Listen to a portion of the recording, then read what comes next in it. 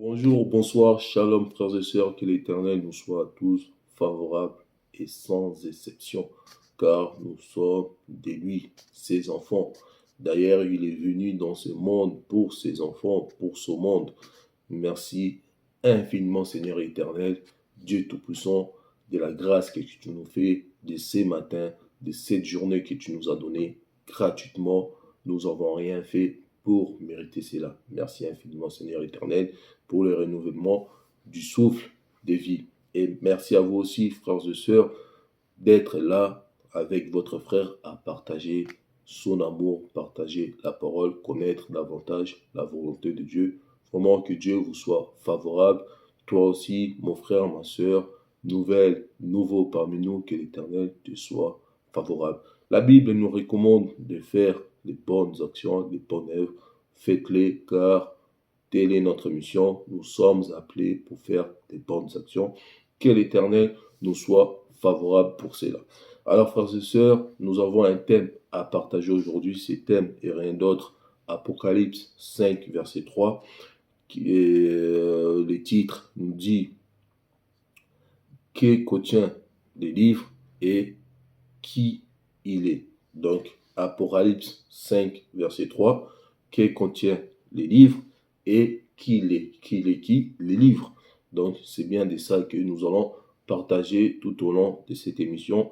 Mais vous le savez, moi, je n'ai pas dans quel cas commencer l'émission sans pour autant que je puisse m'exprimer afin que l'Esprit se manifeste et qu'il nous enseigne, car c'est lui l'enseignant par excellence. Prions vous et moi au nom de Jésus-Christ. Seigneur éternel Dieu Tout-Puissant, merci pour ces temps favorables que tu as disposés pour tes enfants. Nous prions en ton nom, Seigneur éternel, que tu puisses te manifester puissamment, Père, afin que tes enfants connaissent davantage ta volonté et que leur mission que tu as donnée à chacun puisse être conduite par toi seul, le Dieu Tout-Puissant. Seigneur éternel, nous sommes là pour attendre ta voix, Seigneur. Fais-nous, Seigneur, savoir ta volonté. Nous prions en ton nom, Seigneur. Nous reconnaissons tout ce que nous demandons, Père, et nous voyons cela s'accomplir par la foi. Merci infiniment, Seigneur éternel. Au nom de Jésus-Christ, nous avons ainsi prié et nous disons Amen. Amen, frères et sœurs, que l'Éternel soit loué. Alors, nous allons entamer notre sujet, Apocalypse 5, verset 3, qui contient les livres et qui il est. Donc, c'est bien de ça que nous allons partager. Alors, je m'en vais là dans mon chapitre, Apocalypse 5, toujours, versets 1 à 14. Je vais les lire lentement pour que nous puissions comprendre cela. Je lis au nom de Jésus-Christ. Puis j'ai vu dans la main droite de celui qui était assis sur le trône un livre écrit en dedans et en dehors scellé de 7 sceaux. Et j'ai vu un ange puissant qui criait d'une voix forte, qui est digne d'ouvrir les livres et de rompre les sceaux. Et personne dans le ciel, ni sur la terre, ni sous la terre, n'ait pu ouvrir les livres, ni les regarder. Et j'ai pleuré beaucoup de ce que personne ne fut trouvé digne d'ouvrir les livres et de les regarder. Et l'un des vieillards me dit, ne pleure point, voici le lion de la tribu de Juda, le rejeton de David a vaincu pour ouvrir les livres et ses 7 sceaux. Et j'ai vu au milieu du trône et des 4 êtres vivants, et au milieu des vieillards un agneau qui était là comme immolé. Il avait 7 cornes et 7 yeux, qui sont les 7 esprits de Dieu envoyés par toute la terre. Il vint et il prit les livres de la main droite de celui qui était assis sur le trône. 8. Quand il eut pris les livres, les 4 êtres vivants et les 24 vieillards se prosternèrent devant l'agneau, tenant chacun une harpe et des coupes d'or remplies de parfums qui sont des prières des saints. Et ils chantaient un cantique nouveau en disant, tu es digne de prendre les livres et d'ouvrir les sceaux, car tu as été immolé et tu as racheté pour Dieu par ton sang des hommes de toute tribu, de toute langue, de tout peuple et de toute nation. Tu as fait d'eux un royaume et des sacrificateurs pour notre Dieu, et ils régneront sur la terre. 11. Je regarderai et j'ai entendu la voix de beaucoup d'anges autour du trône et des êtres vivants et des vieillards, et leur nombre était des milliards et des milliers. Il disait d'une voix forte, l'agneau qui a été immolé est digne de recevoir la puissance, la richesse, la sagesse, la force, l'honneur, la gloire et la louange. Et toutes les créatures qui sont dans le ciel, sur la terre, sous la mer, et tous ceux qui s'y trouvaient, je les ai entendus, disaient à celui qui était assis sur le trône et à l'agneau, soit la louange, l'honneur, la gloire et la force au siècle des siècles. Et les quatre êtres vivants disaient Amen, et les vieillards se prosternèrent et adoraient. Voilà ce qui nous dit les chapitres du livre d'Apocalypse 5, versets 1 à 14.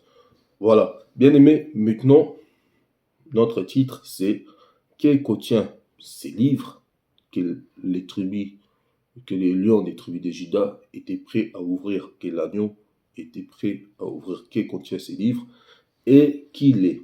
Là, portons étape par étape pour savoir déjà qu'est-ce qui contenait ces livres. Nous allons là nous concentrer dans le même chapitre, même verset 12. C'est dans le verset 12 qui nous dit qu'est-ce qui contenait ces livres. Je lis au nom de Jésus-Christ. Il disait d'une voix forte, l'agneau qui a été immolé est digne de recevoir, voilà ce qui contient les livres, est digne de recevoir la puissance, la richesse, la sagesse, la force, l'honneur, la gloire et la louange. Et toutes les créatures qui sont dans le ciel, sur la terre, sous la terre, sur la mer, et tous ceux qui s'y trouvaient, je les ai attendus, qui disaient à celui qui était assis sur le trône et à l'agneau, soit la louange, l'honneur, la gloire et la force au siècle des siècles. Voilà ce qui contenait les livres que les lions des tribus de Juda étaient digne d'ouvrir, s'est prêté d'ouvrir, que l'agneau s'est prêté d'ouvrir. Alors, là, nous avons vu qu'est-ce qui contenait les livres. Maintenant, la dernière question se pose. Qui il est? Qui il est ces livres? Qui il est ces livres? Donc, nous allons savoir qui il est ces livres. 2 Timothée 3, verset 16. 2 Timothée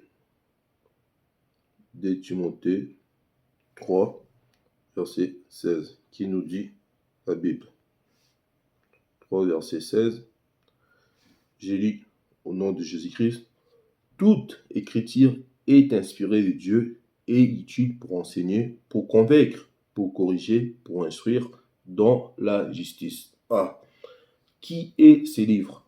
Timothée nous dit, toutes les écritures sont inspirées de Dieu et utiles pour enseigner. Donc, qui est ces livres? Dans ces livres, nous devons comprendre, il y a les écritures dans ces livres, car un livre sans les écrits, ce n'est pas un livre, c'est un livre pauvre, un livre sans vie, un livre sans avenir, sans intelligence. Mais dans ces livres, il y avait les écritures. Et Timothée nous dit, toutes les écritures sont inspirées de Dieu. Donc là, nous savons déjà que dans ces livres, il y avait des écritures, et ces écritures-là sont inspirées de Dieu. Mais nous allons continuer, car nous voulons connaître vraiment la réponse nette. Donc, continuons pour savoir cela. Frères et sœurs, nous allons là écouter Jean qui va nous parler. Jean 1, verset 1, Jean chapitre 1, verset 1 à 4, qui va nous apprendre à son tour des choses à savoir. Alors, Jean nous dit, au commencement était la parole, et la parole est avec Dieu, et la parole était Dieu. Elle a été au commencement avec Dieu. Toutes choses ont été faites par elle, et rien de ce qui a été fait n'a été fait sans elle. En elle était la vie, et la vie était la lumière des hommes. Voilà ce qui nous révèle Jean dans son livre. Donc, nous comprenons que qui il est ces livres. Et dans ces livres, je vous ai dit, il y avait les écrits. et dans les écrits, il y a la parole. Donc, Jean nous révèle qu'au commencement était la parole. Donc là, nous commençons à comprendre petit à petit que au commencement était la parole et la parole était rien d'autre avec Dieu. C'est que Jean nous dit, au commencement était la parole et la parole était avec Dieu. Donc, dans ces livres, il y avait les Écritures et dans ces Écritures-là, il y avait la parole. Et la parole était rien d'autre avec Dieu au commencement. Mais il nous apprend de plus, toujours dans Jean 1, verset 14, il nous dit une chose franchement très importante à savoir. Et la parole a été faite chair. Donc voilà, donc au commencement était la parole. Donc cette parole-là a été faite chair. Et elle a habité parmi nous, pleine de grâce et de vérité. Et nous avons contemplé sa gloire, une gloire comme la gloire du Fils unique venu du Père. Donc cette parole-là s'est fait chair. Donc cette parole-là s'est fait chair, nous voyons Jésus-Christ. Donc rien d'autre que notre Maître, Seigneur et Roi des Rois, Jésus-Christ, qui s'est fait chair. Donc la parole est bien Jésus-Christ. Mais nous n'allons pas arrêter là. Marie, nous avons compris, mais nous voulons rentrer, creuser vraiment au fond pour connaître davantage. Car c'est ça les Écritures. Il faut creuser pour connaître, pour avoir la révélation, bien aimé. Alors, continuons. Donc, dans les livres que le lion des tribus de Juda devait ouvrir, nous avons vu, était rien d'autre que lui-même le Seigneur. Car Apocalypse 5, verset 5, nous dit cela. Apocalypse 5, chapitre 5, Apocalypse chapitre 5, verset 5, il nous dit « Et l'un des vieillards me dit, ne pleure point, voici le lion de la tribu de Juda, le rejetant de David, a vaincu pour ouvrir les livres. » Et c'est Setso. Nous savons tous que les rejetants de David parlent bien de Jésus-Christ, Jésus-Christ de Nazareth. Or, les rejetants de David, c'est lui qui est digne d'ouvrir les sceaux. Donc, c'est Jésus-Christ lui-même qui était digne d'ouvrir les sceaux. Et Jésus, je vous ai dit, on a vu dans Jean que les livres, qu'il était les livres, il y avait les Écritures. Et les Écritures, il y avait, c'est la parole. Et la parole, rien d'autre que lui-même, Dieu. Car Jean, il nous a pris au commencement, était la parole, et la parole était avec Dieu. Donc, par là, vous devez tout simplement comprendre, frères et sœurs, que Job 33, 14 nous dit, Dieu parle d'une manière ou d'une autre. On va les lire pour ne pas que je dise mes propres mots, mais les mots écrits, marqués dans la Bible. Alors, Job chapitre 33, verset 14, nous apprend que Dieu parle cependant tantôt d'une manière, tantôt d'une autre. Et l'on n'y prend point garde. Voilà. Donc Dieu a sa manière de parler. Donc là, c'était un mystère avant de les connaître. Mais maintenant, révélé, ce n'est plus un mystère. Parce que l'agneau, le lion des tribus des Juda, et lui, c'est Jésus-Christ. Et l'agneau, c'est aussi Jésus-Christ. Et les livres, c'est aussi lui-même Jésus-Christ. Car la Bible nous apprend dans Apocalypse, 5, verset 3, « Et personne dans le ciel, ni sur la terre, ni sous la terre, ne peut ouvrir les livres, ni les regarder. » Donc, personne ne peut ouvrir Dieu autrement dans ces contextes-là. Personne ne peut ouvrir Dieu, cette personne peut ouvrir la sagesse. Donc, personne ne peut sonder l'Esprit de Dieu, hormis l'Esprit lui-même de Dieu. Donc, il y avait que Dieu lui-même était digne de s'ouvrir pour connaître, pour donner la sagesse à ses enfants. Bien entendu, quand nous lisons Apocalypse 5, nous voyons que là, par la suite, et je plairai beaucoup de ceux que personne ne fit trouver digne d'ouvrir les livres, ni de le regarder. Et l'un des vieillards me dit, ne pleure point, voici les lions des tribus de Juda, les rejetants de David, a vaincu pour ouvrir les livres, et c'est Setso. Donc vous voyez, c'est par ordre. La Bible dit bien que, et l'un des vieillards me dit, ne pleure point, voici les lions des tribus de Juda, les rejetants de David, a vaincu pour ouvrir les livres. Donc, le Seigneur devrait d'abord vaincre pour ouvrir les livres et ensuite les sept sceaux. On ne peut pas ouvrir les sept sceaux sans on ne peut pas commencer à ouvrir les 7 sceaux et ensuite, après les livres. Il n'y a pas de sens. Donc le Seigneur devrait donc donner d'abord la sagesse à ses enfants pour que ces enfants connaissent que, pour que ces enfants connaissent que, connaissent, connaissent les révélations, connaissent la sagesse de Dieu pour pouvoir sortir et aussi à leur tour vainqueurs de ces combats, vainqueurs de ces sauts, de ces tempêtes qui va arriver sur la terre. Car la Bible dit, malheur à la terre, car le diable est descendu. Donc le Seigneur devait ouvrir les livres. Autrement dit, le Seigneur devait d'abord donner la sagesse et ensuite ouvrir les sceaux. Voilà pourquoi la Bible dit, et l'un des vieillards me dit, ne pleure point, voici les lions des tribus de Juda, les rejetants de David, qui a vaincu pour ouvrir. Donc, a vaincu d'abord pour ouvrir a vaincu pour ouvrir les livres et ensuite les 7 sceaux. Voilà ce que la Bible nous révèle par là. Alors, je vous ai dit tout à l'heure que les livres contenaient uniquement lui-même Jésus, et Jésus lui-même, c'est les Écritures, donc c'est la sagesse. Ce qui nous apprend Proverbe 9, verset 10 à 11. Proverbe, chapitre 9, verset 10 à 11. Qu'est-ce qu'il nous dit la Bible? Les commencements de la sagesse, c'est la crainte de l'Éternel, et la science des saints, c'est l'intelligence. C'est par moi que tes jours se multiplieront et que les années de ta vie augmenteront.